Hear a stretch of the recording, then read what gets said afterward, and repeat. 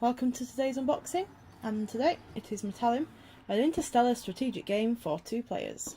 The first thing to come out is the rules. According to the game overview, Metallum is a strategy game for 2 players who take on the roles of corporate pilots. They are charged with the task of managing their factory ships, referred to as an FS, and placing extractor robots or extractors on different planets. This way they will bring profit to the company they represent. The game objective is to earn the most credits at the end of the game. Let's see what else we have. Has some planet tiles. Very nice. I like the artwork on these. Nice and colourful, quite detailed. Almost something you'd see NASA releasing, but maybe a bit more believable. I'll leave that controversial topic for the comments.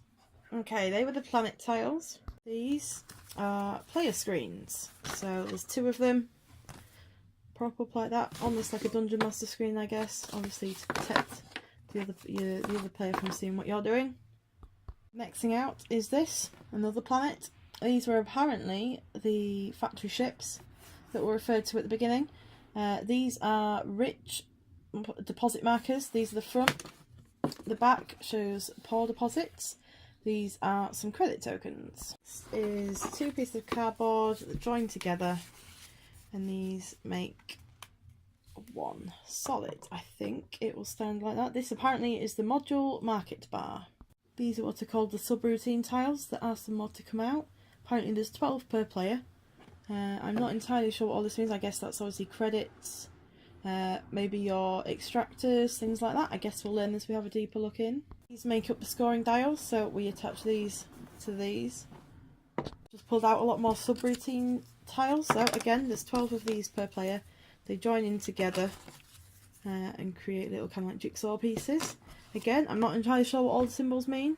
I'll show you a few and maybe you can have a better idea than I do right now. I think that goes that way. These are together. Oh no, maybe not for much longer. And on the back, there's just a nice little colour, kind of like a sunset. There's some blue on the back. There's some with red on the back.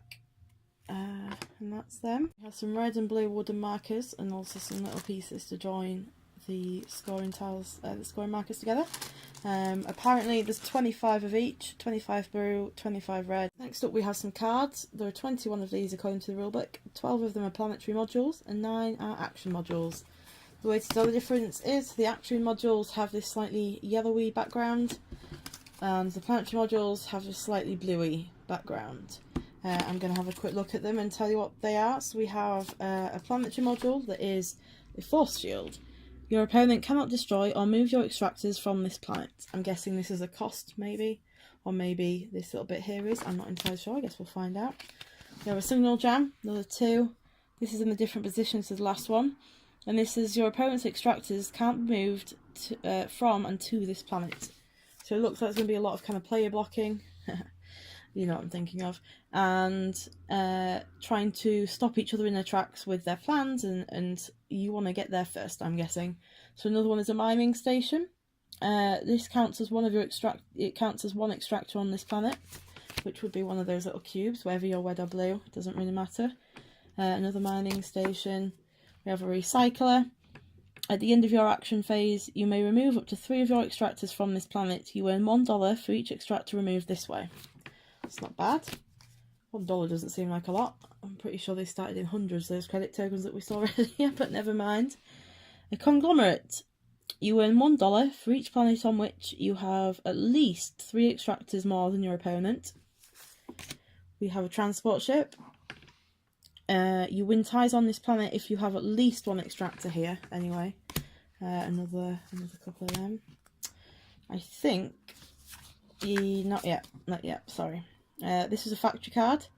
At the beginning of the programming phase, place one of your extractors on this planet, and I'm noticing that there's 4 symbols here, there's 4 little round circles, and the blues are in slightly different places. So for example here it's at the top. On the last card we looked at, it's the second from the bottom. I'm not sure what that means. Maybe what type of card it is. We'll find out, I guess. We'll find out in the rules. That's for another video. Next card, military satellite. At the beginning of the action phase, you must destroy 1 extractor on this planet. And now, I believe, we're nearly on to the action modules. This should be the last one. Research station. Lower the costs of planetary and action modules you purchase by 1. And at the end of the game, you earn $1 for each planetary module you own. And as I said, now we have come on to the action modules, which again are those with the yellowy background. So here we go, let's see what these say. Nuclear explosion. Play this card immediately after purchase or at the beginning of the round before the programming phase. At the beginning of the scoring phase, destroy all extractors present on the planet with your FS. So the FS is your factory ship. That's kind of, I'm guessing, like your character marker in a way. We have another here, a module hack. Play this card immediately after purchase or at the beginning of the round before the programming phase. I think they all might say this, I'm not sure. Choose and take control of your opponent's planetary module. You control it until the end of this round. That's the same. EM Pulse. Never good. Never good. It's got the same little thing at the top there about it being before the programming phase. And it says, until the end of this round, all planetary modules have no effect. See what else we have. A blockade. Again, before the programming phase. Until the end of this round, your opponent has to pay $2 every time he wants to use a planetary installation.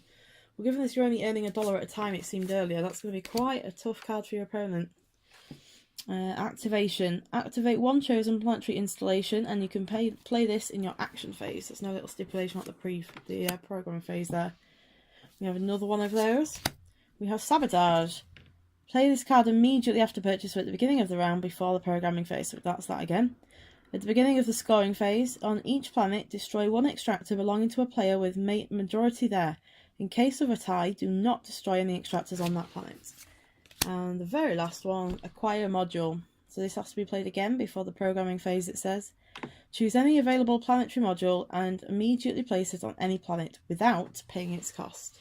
So some of these look pretty handy. They look like they'll either benefit you or make it hard for your opponent, which of course is what it's all about in a game of a competitive game. So we've looked at the cards, we've looked at the boxes, we've looked at the pieces. I've got to say it doesn't feel particularly quality. Not shabby, but the card material, the card stock's not very good. Feels like it could rip quite easily or bend with a lot of use. The wooden cubes are just that, wooden cubes, nothing special to them. But hopefully we'll give this a go and I'll let you know what it's like, guys. Thanks for watching.